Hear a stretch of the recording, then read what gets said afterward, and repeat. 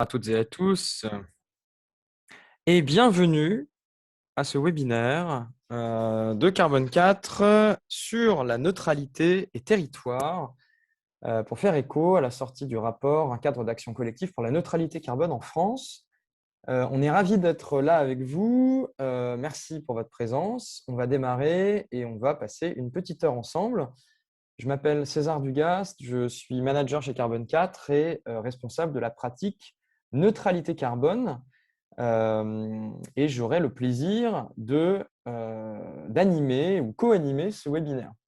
Alors, pendant cette heure, je ne serai évidemment pas seul, puisque nous avons le plaisir d'avoir parmi nous Fanny Fleuriot de l'ADEME, qui a été membre du COPIL de cette étude.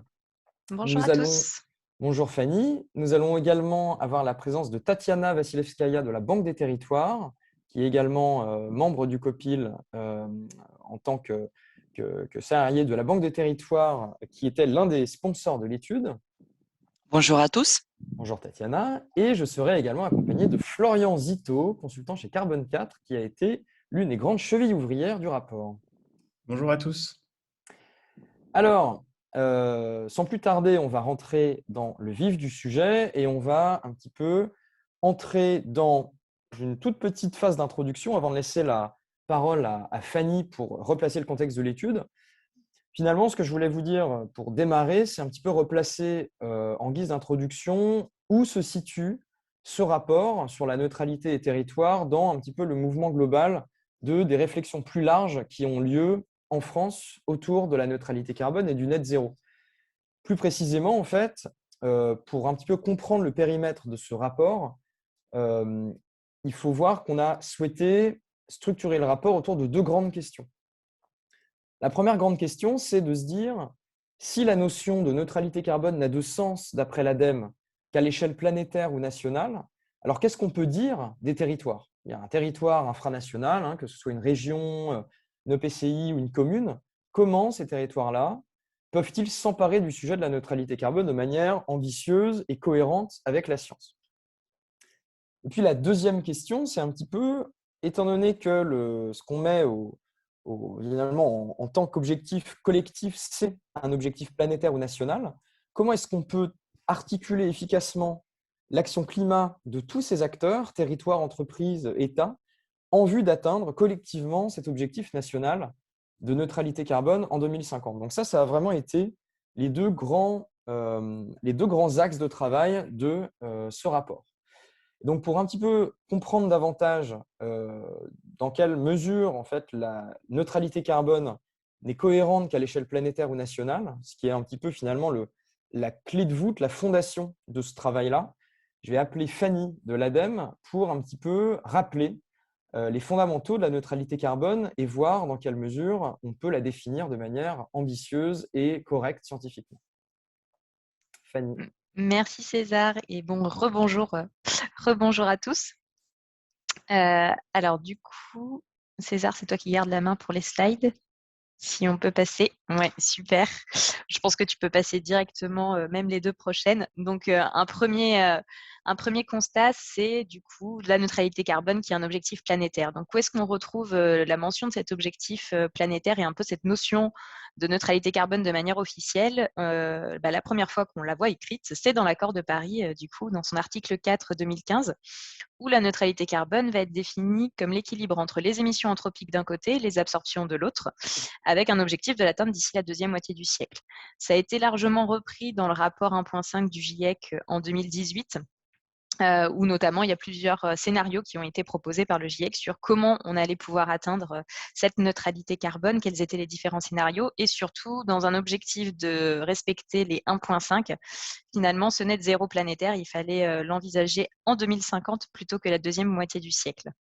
Et je me suis permis de vous citer également la SNBC qui reprend également cet objectif, mais où déjà on s'aperçoit qu'il y a une petite nuance, qui n'est pas si petite que ça, sur cette définition de l'objectif de neutralité carbone, puisque dans la SNBC, donc, qui est notre stratégie nationale bas carbone à l'échelle de la France, Donc, on est toujours sur la même définition en termes d'équilibre. On est bien toujours sur les émissions issues de l'activité humaine d'un côté, les séquestrations de l'autre. Donc, bien sur cet équilibre à atteindre à horizon 2050, mais avec 2 nuances supplémentaires qui est sans achat de crédits carbone internationaux de compensation. Donc, c'est sans aller acheter des crédits de compensation à l'international et surtout en mettant en œuvre une politique forte de notre réduction de notre empreinte carbone nationale, c'est-à-dire de s'occuper également de nos émissions indirectes qui ont lieu à cause, si on peut dire ça comme ça, de la France hors de nos frontières. Donc, pour atteindre cette neutralité à l'échelle de la planète, les 2 leviers d'action qui en découlent et qui sont assez logiques, c'est qu'il faut d'une part réduire nos émissions d'un côté et d'autre part augmenter la séquestration du carbone, que ce soit dans des puits qui soient biologiques ou technologiques. Par contre, ce qu'il faut bien avoir en tête et ce que prouve l'ensemble des scénarios du GIEC ou ce qu'on retrouve également dans la CNBC, c'est qu'aujourd'hui, notre rythme d'émission est si élevé et que tout ce qui va être capacité à la fois technique et économique de séquestration, elles sont limitées. On ne peut pas en développer autant qu'on le voudrait. Donc, il faut absolument entamer dès aujourd'hui la réduction de nos émissions. Par contre, il ne faut pas non plus passer sous silence finalement les investissements pour construire ces puits, parce que même si leurs capacités techniques et économiques sont limitées, il va quand même falloir les développer le plus possible pour pouvoir réussir à atteindre cet équilibre. Et c'est des choses qui sont longues à mettre en œuvre, donc il faut vraiment anticiper ces investissements-là dès aujourd'hui. Et dernier petit point qui est assez important et qu'on n'a pas assez mis en avant, on va dire, ces 15-20 dernières années, autour des puits, c'est qu'il faut vraiment réussir à rentrer dans une logique de protéger en premier lieu les stocks existants dans les forêts et les sols et de favoriser leur augmentation plutôt que de vouloir absolument courir vers les puits technologiques dont la mise en œuvre est beaucoup plus coûteuse et consommatrice d'énergie et dont le potentiel de séquestration est plus incertain. Le slide suivante, c'est juste pour que vous ayez quelques chiffres en ordre de grandeur pour illustrer un peu ce que je viens de dire là. Quand on dit toujours qu'il faut absolument réduire absolument nos émissions, c'est pas juste pour le plaisir de dire il vaut mieux réduire plutôt que chercher à séquestrer. Si on prend nos émissions mondiales en 2018, on est à peu près à 40 milliards de tonnes sur l'année. Et si on regarde un peu les études bibliographiques, les potentiels de séquestration, donc le potentiel maximal de séquestration, sachant que bien évidemment, tous ces potentiels, on ne peut pas les additionner entre eux, il y a des recoupements, et que d'après le GIEC, les fourchettes hautes sont très, très incertaines. Tout mis bout à bout, on n'arrivera jamais à couvrir nos 40 milliards de tonnes. Et c'est un petit peu ce que vous retrouvez sur le graphique à droite de la SNBC. En bleu, nos émissions, en vert, le potentiel de séquestration de puits de carbone que l'on peut envisager de développer à horizon 2050. On s'aperçoit bien qu'il n'y a pas d'autre choix que de réduire drastiquement les émissions et donc la courbe en bleu si on veut pouvoir atteindre un équilibre à horizon 2050.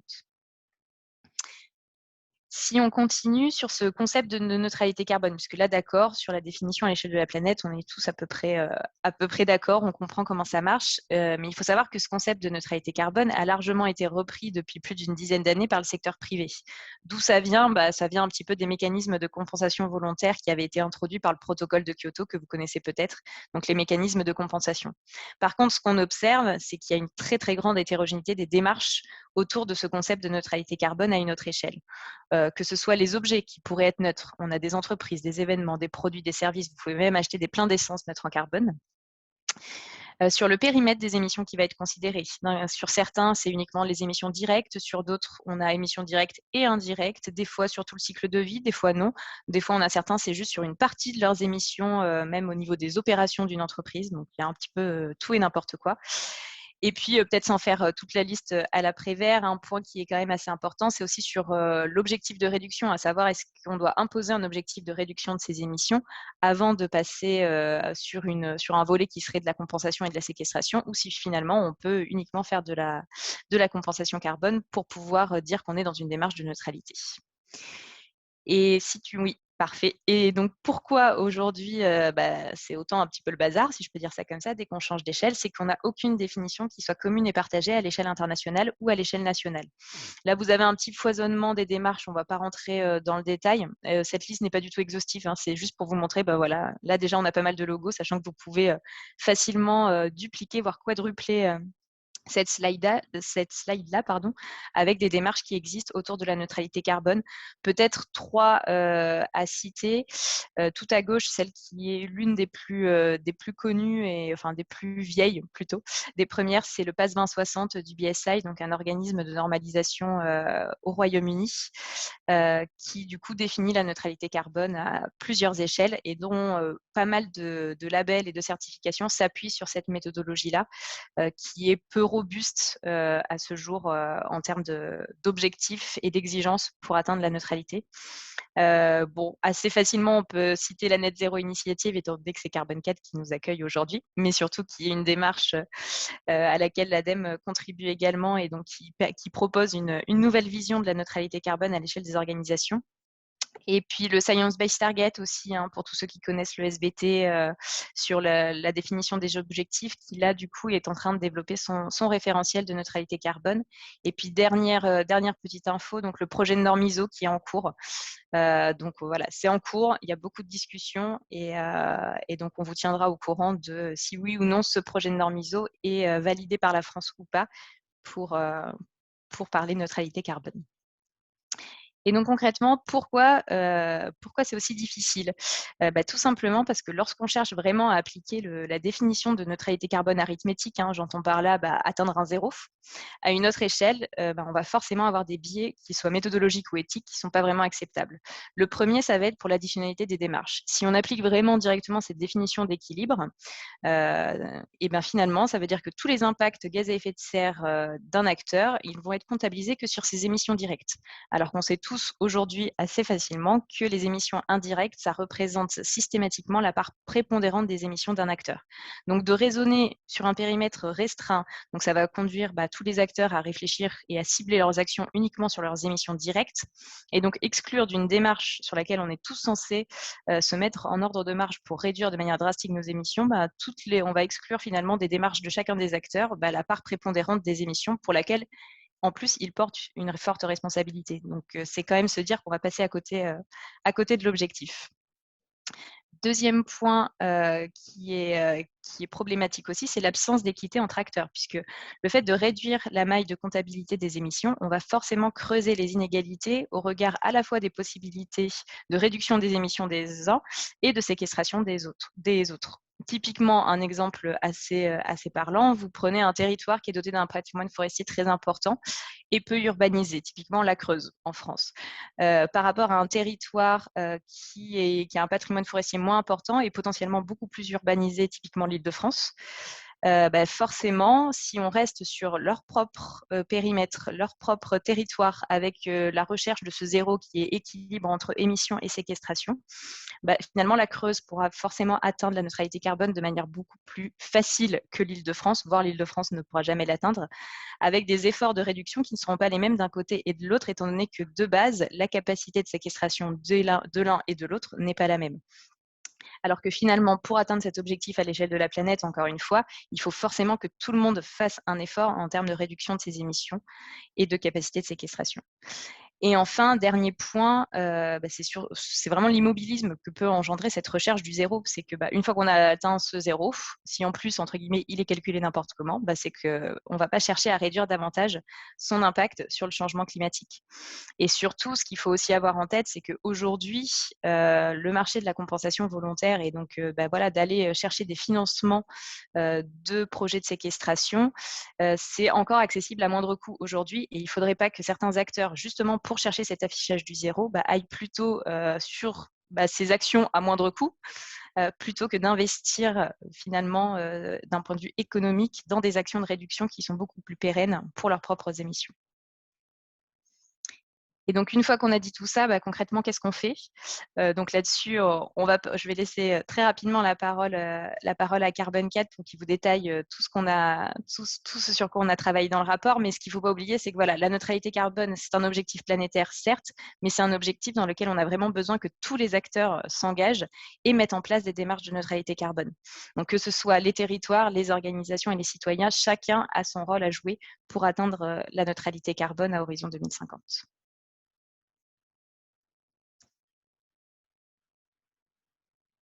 Eh bien, un grand merci, Fanny, pour cette introduction lumineuse Alors, on va passer finalement à la suite, qui est la présentation des messages clés du rapport. Et on va faire ça à deux voix avec Florian ici présent. Alors, peut-être avant d'aller plus loin, je me permets de vous rappeler que toutes les questions que vous pourriez avoir et que vous voudriez poser aux panélistes, vous pouvez tout à fait les poser dans l'interface dédiée dans Zoom qui s'appelle Q&R. Là, vous avez une sorte de barre normalement. N'hésitez surtout pas à les écrire au fil de l'eau et de toute façon, on se réservera une quinzaine de minutes à la fin de notre petite heure pour essayer de traiter le maximum d'entre elles. Donc, n'hésitez surtout pas. Alors, ce qui est assez clair, c'est que ce qu'on vient d'entendre avec Fanny, c'est que on a des objectifs de neutralité carbone qui sont, on va dire, définis de manière ambitieuse et robuste à l'échelle soit de la planète, d'après le GIEC, ou soit des territoires nationaux, donc notamment via la stratégie nationale bas carbone. Et l'idée en fait, du rapport a été de partir de ce constat-là et de se demander comment réconcilier les ambitions de neutralité carbone des territoires, mais aussi un petit peu des entreprises, vous verrez, au service de ce net zéro collectif et ce qu'on pourrait essayer de créer, d'inventer pour faciliter l'action de tous ces acteurs territoriaux et privés en vue d'atteindre collectivement cette neutralité carbone un petit peu scientifiquement robuste, quoi. Alors, on peut démarrer avec peut-être un rappel. Tout est écrit dans le rapport, mais on va vous le dire là très, très vite. La méthodologie qu'on a employée. Alors déjà, ce rapport, il faut voir qu'il a été rédigé par Carbone 4 en collaboration avec 4 structures, donc l'ADEME, dont Fanny tout à l'heure faisait partie, et Gérald Lalvé, qu'on salue, France Stratégie, avec Bérangère Mesqui, Julien Fausse et Marie de Grémont, la Banque des Territoires, représentée aujourd'hui par Tatiana, et enfin Transdev Île-de-France, représentée par Alain Pitavino.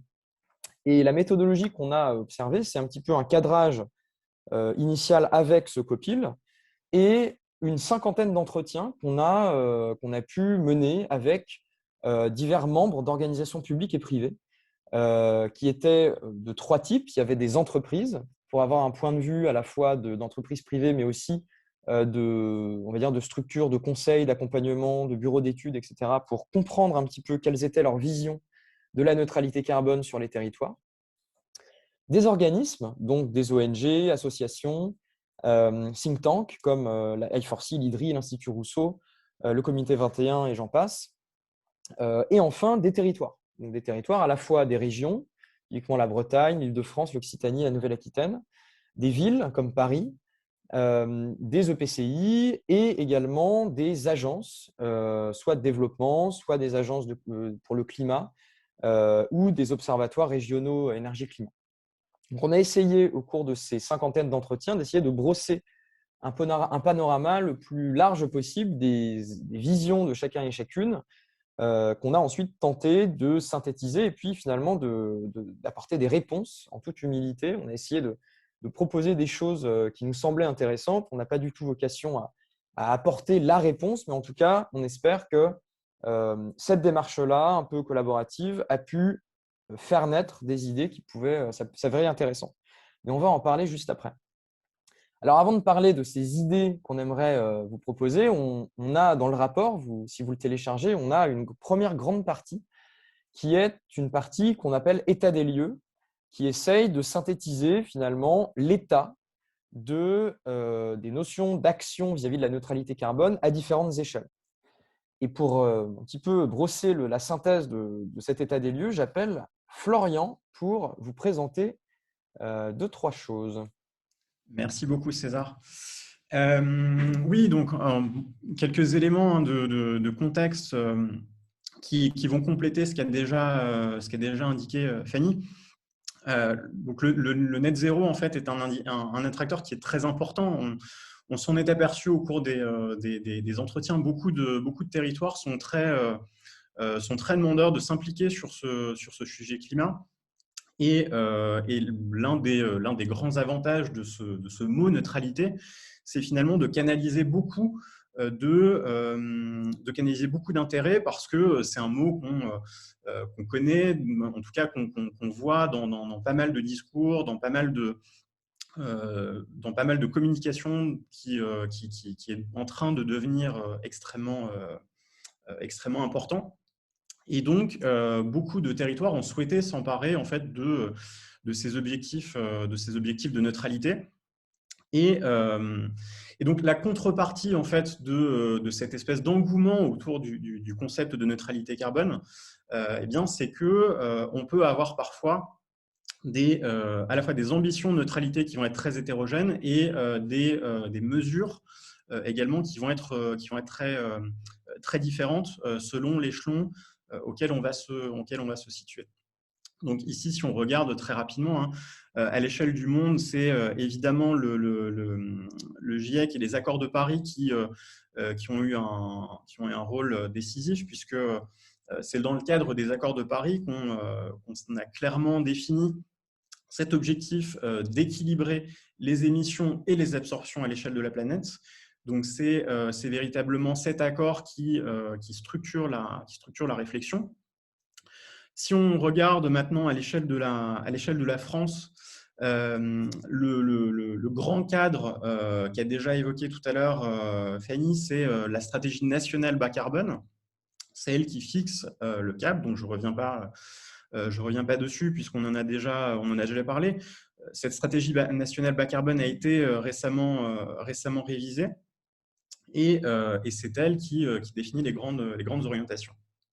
Maintenant, si on se penche à des échelons beaucoup plus locaux, beaucoup plus réduits, qu'on regarde notamment ce qui se passe au niveau des territoires, ce qui va nous intéresser pleinement aujourd'hui, on s'aperçoit qu'on a des définitions qui sont extrêmement hétérogènes et des ambitions qui varient beaucoup d'un territoire à l'autre.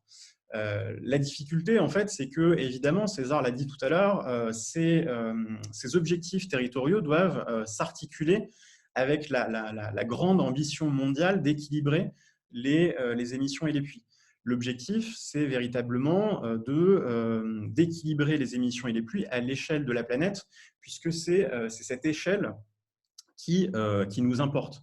Et donc, toute l'ambition va être de coordonner finalement les efforts des différents territoires pour, in fine, reboucler avec ces objectifs mondiaux.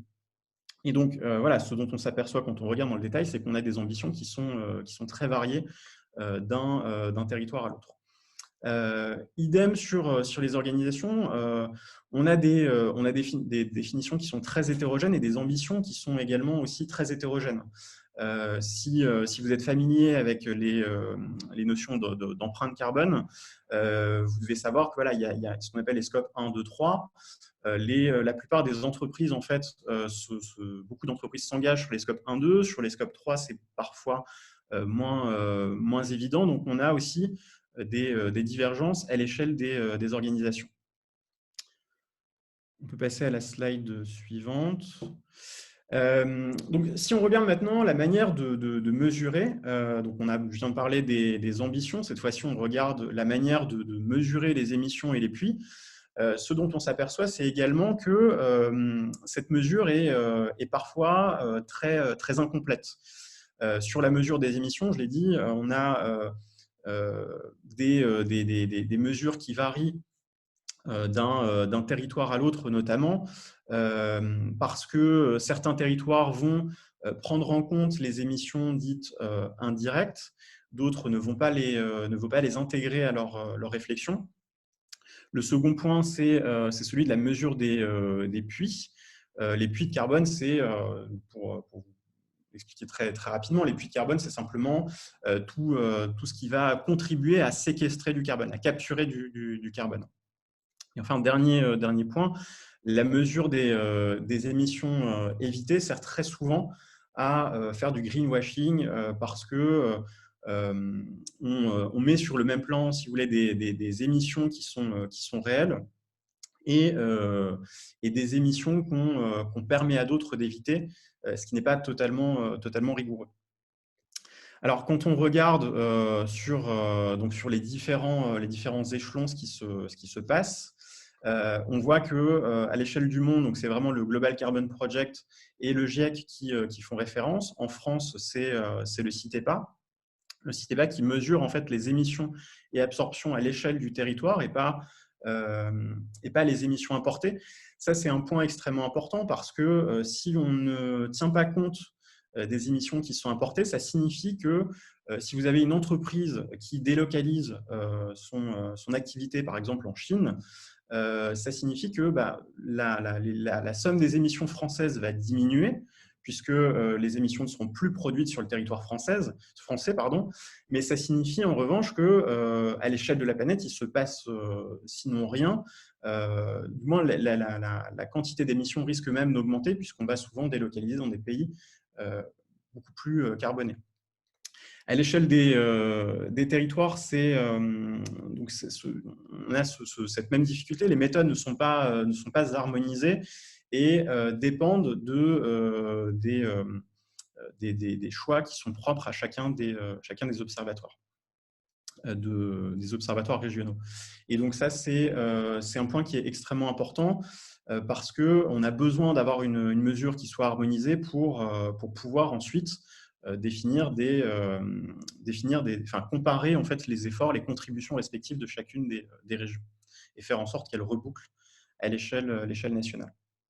Sur les organisations, très rapidement, on a une bonne maturité, on a déjà des référentiels qui existent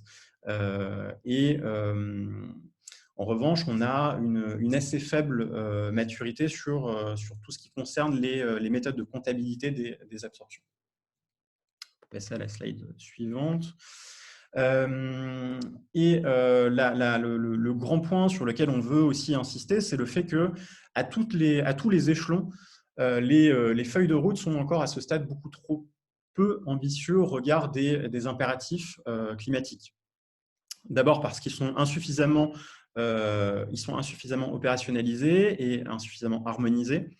Et d'autre part, parce qu'on a encore trop peu de mécanismes de contrôle qui permettent de s'assurer que les engagements qui sont pris sont effectivement tenus. Et ça se vérifie à l'échelle du monde, puisque dans le cadre des accords de Paris, on a demandé aux différents pays de soumettre des contributions nationales, donc c'est les fameux NDC qui sont évoqués ici. Et ces contributions nationales, quand on les regarde dans le détail, ne rebouclent pas avec l'objectif mondial. Donc, on a dit à chacun des États, voilà, l'objectif global est de limiter le réchauffement à 2 degrés, mais ensuite, vous faites ce que vous voulez. On n'a pas imposé de cadre contraignant, ce qui fait que, en fait, quand on somme les contributions nationales, on n'a pas de rebouclage avec les impératifs mondiaux. En France, on a la SNBC, mais qui n'est pas contraignante et qui, en plus, associe peut-être trop peu encore l'ensemble des parties prenantes pour son élaboration. Et enfin, à l'échelle des territoires et départements, on a des feuilles de route qui existent, mais on a encore un défaut d'harmonisation. Et donc, évidemment, si on réfléchit à la neutralité des territoires, l'écueil absolument à éviter, ce serait celui qui s'est passé dans le cadre des accords de Paris, où on n'a pas de rebouclage entre les contributions nationales et l'ambition globale. Donc, il faut absolument qu'on puisse aussi s'assurer que les contributions des territoires rebouclent avec les objectifs définis à l'échelle française. Et donc, s'agissant des organisations, on a aussi des méthodes qui existent. Donc, la méthode ACT qui existe, qui est assez récente, et Net Zero Initiative qui aborde également ce sujet. Et encore une fois, on a une très, très grande hétérogénéité des démarches de neutralité des entreprises, certaines cherchant simplement à compenser par l'achat de crédit carbone et d'autres s'engageant sur une stratégie qui est beaucoup plus solide et beaucoup plus appuyée sur les impératifs définis par la science. Merci beaucoup, Florian, pour cet état des lieux. Alors, encore une fois, n'hésitez surtout pas, si vous avez la moindre question, à les mettre dans le QR et on les traitera autant que faire se peut à la fin. Alors, une fois dressé ce portrait d'état des lieux avec ces 3 sous-parties, l'ambition de neutralité, la mesure des bons indicateurs vis-à-vis de la neutralité et les feuilles de route qu'on met en œuvre pour atteindre cet objectif de neutralité, on voit qu'il y a des niveaux d'ambition très hétérogènes. Et le constat global, c'est un petit peu de faire au maximum un pas en avant à toutes les échelles vers l'augmentation un petit peu de la robustesse de ces définitions, de ces mesures et de ces plans d'action. Alors, si maintenant on veut plus particulièrement dessiner à quoi devraient ressembler, compte tenu des impératifs de la science, les ambitions de neutralité carbone locaux, c'est-à-dire des territoires, il semble intéressant finalement de repartir de ce que nous racontait Fanny tout à l'heure, qui est de repartir du fait que le seul objectif de neutralité qui soit tangible et souhaitable, c'est celui de la France ou de la planète. Et que du coup, pour les territoires, un bon objectif, ce n'est pas forcément celui qui va directement viser la propre neutralité carbone du territoire en soi, c'est-à-dire d'équilibrer à l'échelle locale les émissions et les puits. Parce que, comme l'a dit Fanny, il y a une grande hétérogénéité des territoires. Il y a des territoires très ruraux qui vont devoir peut-être être séquestrateurs nets, des territoires très urbains qui vont devoir garder un talon d'émissions qui va être supérieur forcément à leur puits. Et donc, finalement, peut-être qu'une possibilité de définition d'un bon objectif climat pour un territoire, c'est à la fois un objectif qui va porter la réduction de ses émissions et le développement de ses puits au maximum des capacités du territoire, qu'on identifie avec les parties prenantes locales dans une logique de co-construction, mais aussi un objectif qui va apporter la juste contribution à l'atteinte de l'équilibre zéro émission nette de la France.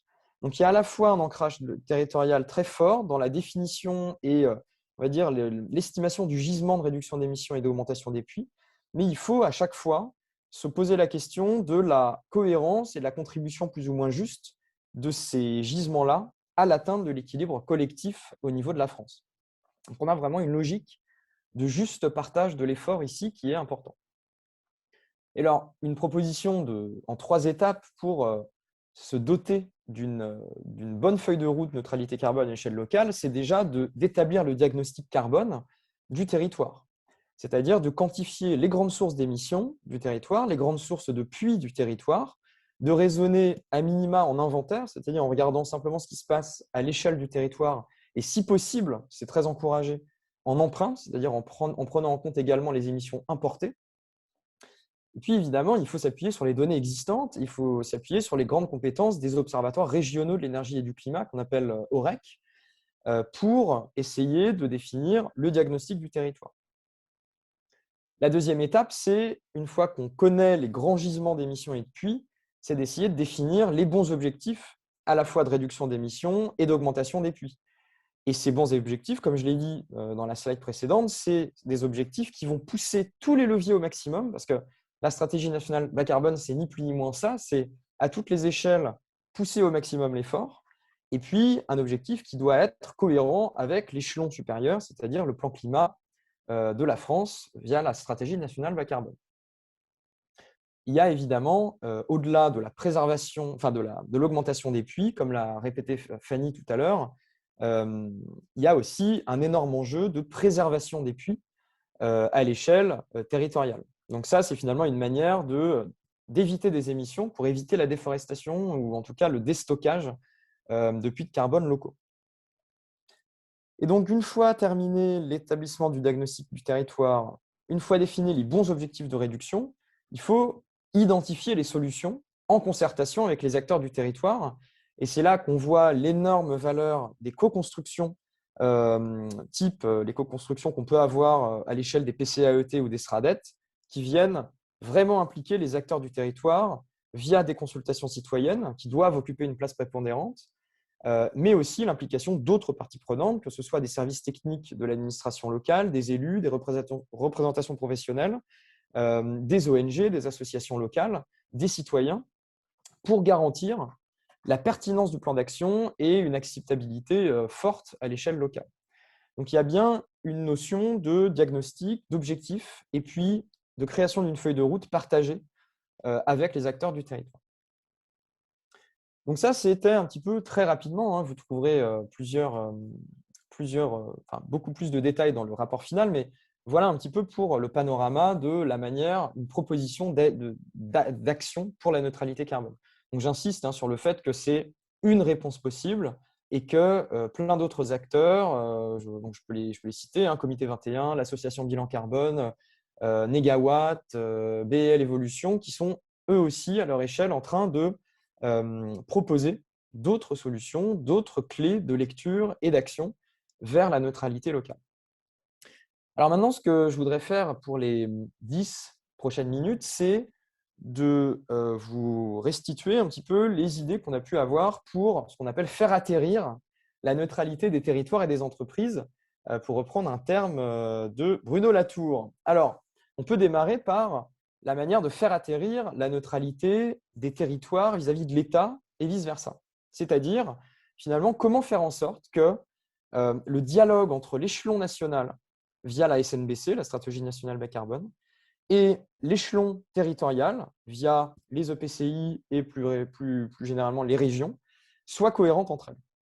Et ce qu'on propose avec ce rapport, c'est la création d'une nouvelle instance qui serait une instance de dialogue entre les régions et l'État sur les questions climat.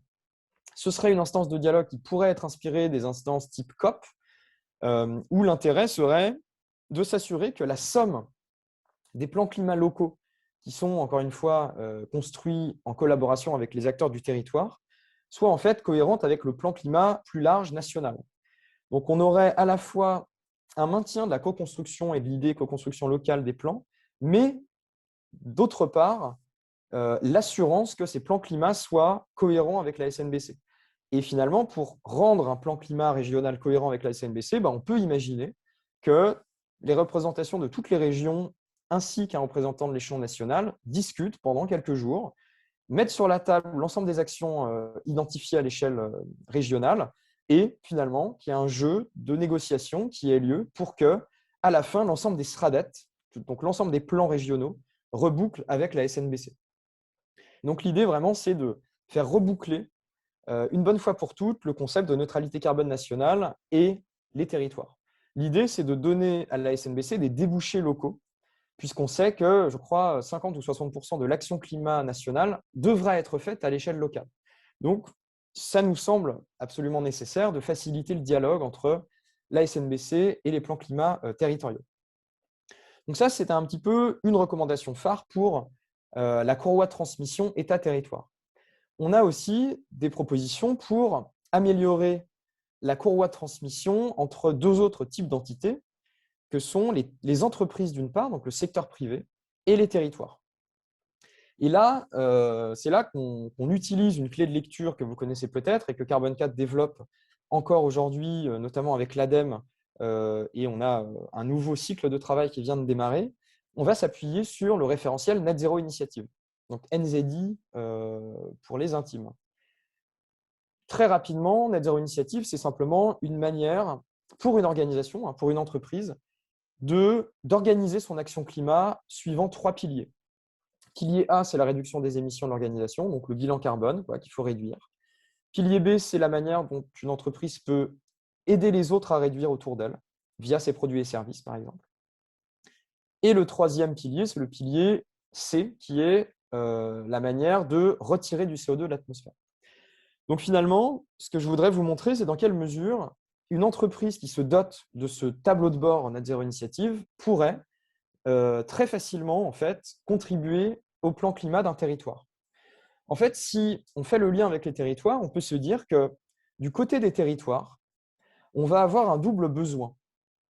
Le premier besoin d'un territoire, c'est finalement de mener à bien des actions utiles à la transition. Des actions qui ont trait à la mobilité, qui ont trait au logement, qui ont trait à l'alimentation, qui ont trait à la production d'énergie locale, et où finalement, à l'intérieur des plans locaux territoriaux, que ce soit les SRADET, que ce soit les PCAET, il y ait une feuille de route claire sur qu'est-ce qu'il faut faire finalement, secteur par secteur, pour atteindre les objectifs. Donc ça, c'est un premier besoin des territoires, et un territoire pourrait en fait exprimer le fait qu'elle ait besoin de dérouler une liste, comme une liste de courses en fait, pour atteindre son objectif climat en 2030 ou 2050. Et la deuxième chose que peut avoir un territoire, c'est un gisement de projets certifiés bas carbone en recherche de financement. Et ces deux besoins-là d'un territoire, d'une part, une liste de courses de ce qu'il faut faire secteur par secteur et d'autre part, on va dire un registre de tous les projets label bas carbone du territoire, l'idée, c'est d'essayer de faire en sorte que les entreprises puissent y répondre à leur échelle. Et comment est-ce qu'ils peuvent y répondre à leur échelle? C'est en mobilisant des actions consignées dans le pilier B et C du référentiel Net Zero Initiative, en disant une entreprise, en fait, premièrement, doit mettre sur le sol du territoire à disposition des produits et services utiles à la transition, de manière à répondre à cette fameuse liste de courses du territoire. Et par ailleurs, une entreprise a aussi un rôle de financement en dehors de sa chaîne de valeur pour aller financer des projets bas carbone certifiés. Et c'est là que l'entreprise peut justement se mettre au service des projets du territoire en allant financer les projets label bas carbone. Donc, on voit qu'il y a finalement un cercle vertueux ici, puisque pour le premier point, la liste de courses, la liste d'actions du territoire va guider l'action de l'entreprise, qui, en retour, va pouvoir revendiquer une contribution à la transition d'un territoire via ses produits et services. Et dans le deuxième point, on va avoir un financement fort, on espère, du secteur privé vers les projets du territoire, et en l'échange de quoi les entreprises pourraient revendiquer une contribution à la neutralité territoriale et nationale. Donc ça, c'est une manière un petit peu de présenter la manière dont entreprises et territoires pourraient dialoguer.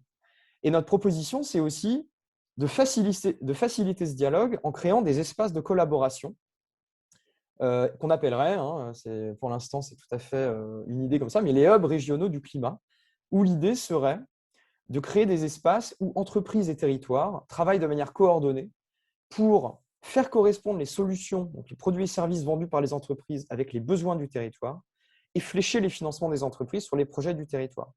Et donc là, l'idée, ce serait vraiment de créer des espaces à l'échelle d'une région, par exemple, pourquoi pas sous l'égide du Haut Conseil pour le climat, du CESE ou que sais-je, pour créer des espaces de dialogue et, on va dire, booster, faciliter l'injection de financement sur le territoire et faciliter le fait que des entreprises puissent proposer des biens et services utiles à la transition. Et pour terminer, la synthèse de ça, c'est qu'on pourrait résumer tout ça via une nouvelle instance à l'échelon national qui serait un observatoire national de la neutralité carbone. Et cette instance pourrait être chargée d'être garante de ce fameux dialogue entre l'échelon national et les échelons régionaux, dans la logique de la COP entre régions pour arriver à la SNBC, pourrait être chargée par ailleurs de veiller au bon fonctionnement des hubs régionaux du climat, et troisièmement, pourrait venir évaluer l'action des entreprises elles-mêmes, c'est-à-dire évaluer le bon alignement de l'action climat des entreprises vis-à-vis des objectifs climat collectifs, et pourquoi pas cet observatoire qui pourrait se baser sur cette matrice Net Zero Initiative pourrait à la fin délivrer un score climat à chaque entreprise et pourquoi pas adosser des éco-conditionnalités en fonction du score plus ou moins fort d'alignement de telle ou telle entreprise vis-à-vis de la neutralité collective. Alors, avant de laisser la parole à Tatiana, si on doit terminer en 1 minute 30 les messages clés qu'il faudrait retenir de ce rapport, selon nous, c'est qu'au côté territoire, recherchons, au-delà de la neutralité propre du territoire, plutôt une contribution maximale et juste à l'atteinte de la neutralité nationale, via un double objectif, réduction et séquestration. Côté État-territoire, il y a cette idée d'instance de dialogue État-région pour harmoniser les SRADET et la SNBC. Entreprise-territoire, il y a cette création de hubs régionaux du carbone ou du climat, où l'idée est de faire matcher l'action des entreprises et l'action des territoires. Et enfin, la création d'un observatoire national de la neutralité pour contrôler la contribution des acteurs privés et des territoires vis-à-vis de l'objectif national. 4 grands sujets, 4 key takeaways pour vous ce matin. Et on va terminer pour les 5 dernières minutes avant de passer aux questions-réponses à la conclusion de Tatiana de la Banque des Territoires. Bonjour, merci encore pour cette présentation riche et très instructive.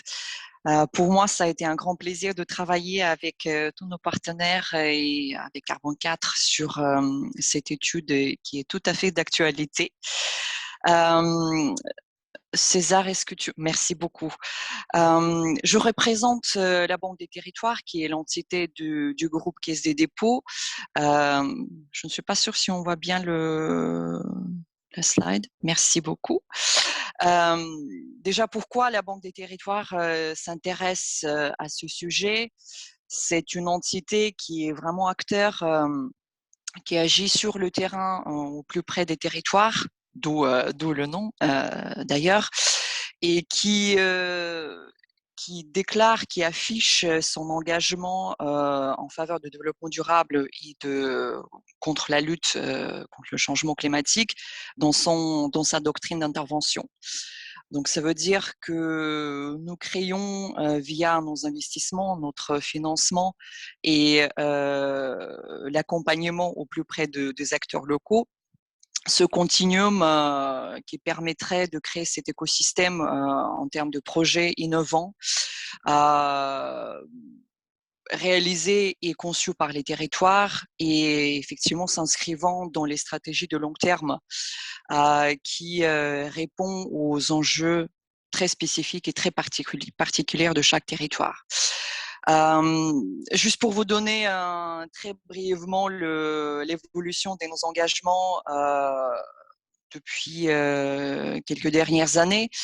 Donc 2019, l'année qui a été marquée clairement par l'engagement de la Caisse des dépôts en faveur de la limitation du réchauffement climatique à 1,5 degré. L'année dernière, qui était, comme nous savons tous, l'année très particulière. Et donc, au-delà du plan de relance, purement du point de vue économique, la Banque des Territoires a lancé aussi avec BPI France le plan climat, qui permettra justement d'accélérer la transition des entreprises et territoires vers les solutions sobres en carbone et en proposant des différentes pistes d'accompagnement. Et très récemment, il y a quelques jours, donc je pense que c'était le 20 juin 2021, le groupe a publié sa politique climat actualisée, mise à jour, où nous mettons en exergue cet engagement à d'accroître les résiliences des entreprises dans notre portefeuille et des territoires français que nous accompagnons par rapport aux conséquences des dérèglements climatiques. Et l'objectif de développement durable numéro 13, qui est la lutte contre le changement climatique, est parmi les 6 OZD qui sont prioritaires pour la Banque des Territoires. Si je peux avoir la slide suivante, s'il vous plaît. Merci. Pour juste en guise de conclusion, quelques mots par rapport à l'étude qui a été réalisée et qui pour nous représente cette solution adaptable à la dimension pragmatique du terrain. Premièrement, quels sont les enjeux? C'est le renforcement de l'interface, comme l'a présenté César tout à l'heure, entre les acteurs publics et le monde d'entreprise, justement pour éviter, peut-être casser ce cloisonnement entre ces deux mondes où les territoires pourraient se sentir un peu seuls face à ce défi, et tout en permettant d'enrichir mutuellement l'expérience et la mise en pratique des acquis accumulés. Deuxièmement, ça permettrait aussi d'améliorer la collecte, ou en fait harmoniser les démarches de la collecte d'exploitation des données, parce qu'on a vu ce qui présente le rapport également, que les données restent parfois très hétérogènes, difficilement comparables et dont le niveau des détails varie considérablement entre les territoires et différents acteurs. Troisième axe qui me paraît très important également, c'est vraiment d'impliquer le citoyen et de faire naître cette appropriation de l'enjeu par cette force qui est la société civile et chaque individu, pour que tout le monde se sente concerné et en cette capacité d'agir et de contribuer à cet objectif global. Donc, ce qu'on peut vraiment retenir comme les messages clés, je pense, c'est vraiment travailler de concert et créer cette énergie entre les différents secteurs et oublier peut-être le modèle précédent où chacun ou chaque entreprise travaillait plutôt dans son propre système à lui. Expérimenter ensemble parce qu'il y a beaucoup de sujets à mettre en œuvre et pourquoi pas introduire cet esprit de retour d'expérience, de partage, de compétences acquises, des expériences accumulées. L'accompagnement de transformation, c'est quelque chose qui pour moi paraît très important via justement cette instance dédiée, l'Observatoire des territoires dont a parlé César tout à l'heure, pour éviter ce sentiment parfois d'être seul devant le défi qui est effectivement difficile à relever. Ce qui permettrait, nous l'espérons, de progressivement valoriser l'action de chaque territoire qui effectivement qui agira selon son ambition. Fiabiliser la communication et parvenir collectivement à l'objectif commun qui nous concerne tous. Merci beaucoup. Je laisse le temps Merci. pour les questions. Un grand merci, César. Tatiana, pour cette conclusion. Vous êtes très nombreux et très nombreuses à nous poser énormément de questions. Il reste hélas 8 minutes. On ne sera pas en mesure de répondre à toutes. On peut peut-être en passer en revue quelques-unes. Alors, je les ai sous les yeux. Alors, peut-être que moi, je peux en prendre une au pied levé. Il y a pas mal de questions qui ont trait aux émissions évitées et au fait quid des émissions évitées? Est-ce que c'est un indicateur pertinent? On a dit au début de la présentation que c'était utilisé beaucoup à des fins de greenwashing. Alors, peut-être pour préciser cette pensée-là, en fait, l'idée, c'est de dire que les émissions évitées, c'est un excellent indicateur pour quantifier la contribution, par exemple, d'une entreprise à la décarbonation de son écosystème. Il reste à faire deux choses aujourd'hui. La première chose, c'est de se doter de règles plus claires sur leur calcul, parce qu'aujourd'hui, c'est un peu la foire et tout le monde calcule ses émissions évitées comme il le veut. Et la deuxième chose, c'est d'améliorer aussi la communication des entreprises ou des acteurs sur les émissions évitées, ou comme l'a dit Florian, l'idée n'est pas du tout de soustraire des émissions évitées et une empreinte. C'est vraiment un indicateur séparé et il ne doit absolument pas être utilisé pour faire zéro ou soustraire. Donc ça, c'est un point sur les émissions évitées. Hein. Retenez bien que c'est un indicateur très précieux qui doit continuer à être utilisé, mais il faut le cadrer davantage. Alors, on peut peut-être… alors, je vais peut-être invoquer… alors, je vais peut-être prendre au dépourvu les panélistes, mais en gros, on peut avoir une question pour Fanny. Allez, je ne sais pas si Fanny, tu as envie de répondre à une question au pied levé, mais une personne nous demande, n'y a-t-il pas un souci avec la sémantique et le concept de neutralité carbone ou de zéro impact, car ça ne permet pas une pleine compréhension des enjeux et peut laisser penser au public qu'il y aurait des activités sans impact? Oui. Oui, tout à fait. C'est une très bonne remarque et c'est vrai que je ne l'ai pas forcément mentionné parce qu'on n'était pas là dans une présentation de l'avis de l'ADEME, mais plutôt des travaux de l'étude en cours. Mais ce qu'on entend, nous, pour certains qui ont dû peut-être le lire, hein, l'avis de l'ADEME, c'est bien justement d'essayer de supprimer ce claim de neutre en carbone. Une entreprise, un territoire, un produit n'est pas neutre en carbone puisque cette sémantique-là, justement, suggère qu'il n'y a pas d'impact, alors qu'on sait très bien que quoi que ce soit un produit, un territoire, et même à l'échelle de la France, hein, il y aura toujours des émissions d'un côté et des séquestrations potentiellement de l'autre. Donc l'idée est bien de parler d'une démarche de neutralité et de qu'est-ce qu'on est en train de faire et de parler finalement de tous les leviers d'action que l'on met en place pour participer du coup à cet objectif global de neutralité. Et je me permets de rebondir en même temps sur une autre question que j'ai vue passer sur le fait que pourquoi la France, elle, pourrait avoir un objectif de neutralité si on dit que cet objectif de neutralité n'est valable qu'à l'échelle de la planète. C'est tout à fait vrai. Sauf mention contraire, on n'a pas encore de chef de la planète. Donc, il faut bien à un moment donné que l'action se soit coordonnée à l'échelle internationale. Et donc, forcément, c'est les États, voire l'Union européenne. Hein, on a aussi un objectif à l'échelle de l'Europe. Donc, il faut bien qu'il y ait des instances des instances plus importantes qui se saisissent de cet objectif. Mais c'est bien pour ça que je précisais aussi dans mon introduction, l'objectif de neutralité carbone à l'échelle de la France, il est bien conditionné avec deux sous-critères qui est de réduire notre empreinte carbone, donc vraiment nos émissions indirectes. Il ne faut pas juste se regarder le nombril avec nos émissions directes et de ne pas forcément aller faire de la compensation à l'international.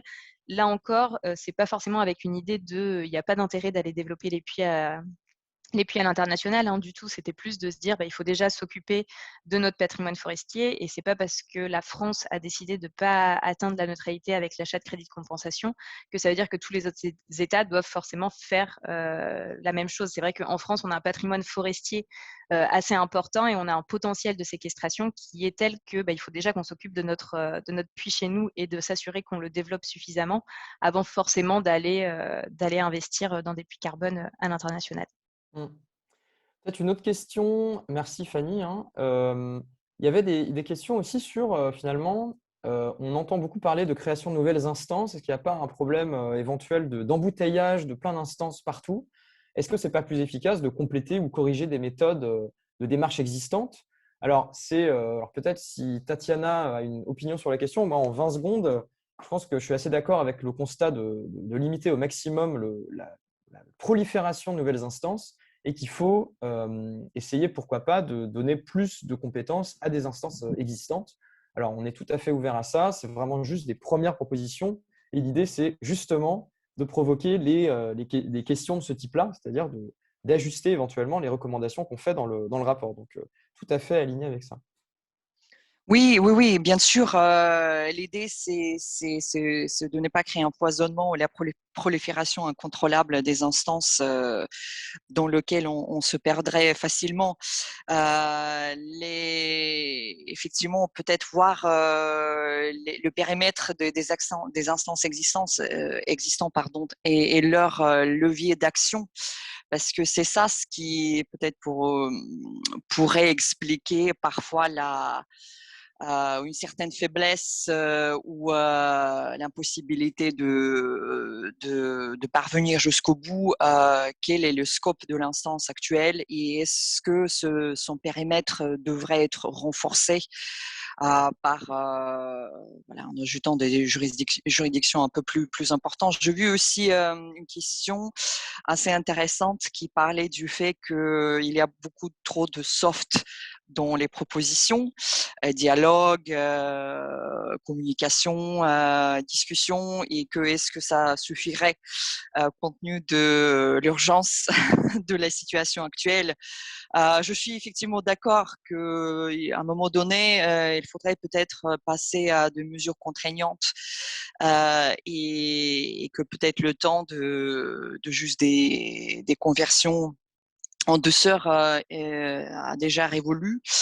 En même temps, voilà, on voulait capitaliser sur l'esprit de collaboration surtout, plutôt que l'esprit de punition.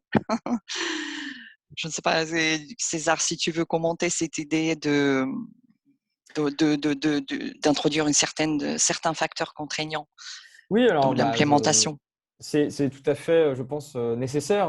L'action volontaire, on l'a vu, ne pourra pas, ou a priori aura très peu de chances de répondre à la bonne hauteur de réponse à l'ambition climatique et à l'urgence climatique, et qu'effectivement, il y aura forcément à un moment donné besoin de réglementation. Alors, il y a beaucoup de questions qui ont trait à la taxe carbone, pourquoi pas au quota, à la réglementation. Donc ça, c'est absolument passionnant. On n'aura pas le temps, il est déjà 11 heures. Il y avait des questions hyper intéressantes sur la question de la coopération entre territoires, puisque là, on a parlé finalement d'un territoire donné, comment se pense-t-il en regard de l'échelon supérieur. Mais on pourrait aussi se demander comment se pense un territoire vis-à-vis des autres échelons, des mêmes territoires au même échelon que lui, avec l'idée de la coopération entre territoires qui ne soit pas l'objet forcément d'une compétition entre les territoires.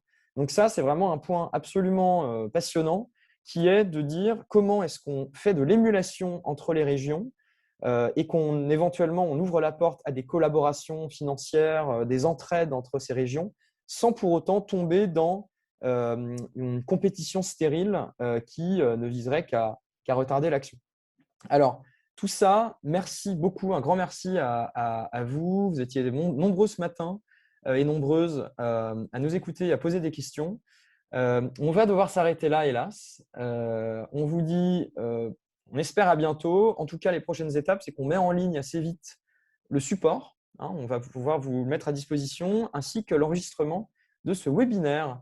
Donc, un grand merci encore à vous pour votre présence, et puis à Fanny et Tatiana pour votre présence aussi ce matin. Et on vous souhaite un très bon mercredi pluvieux et à très bientôt autour de la neutralité carbone.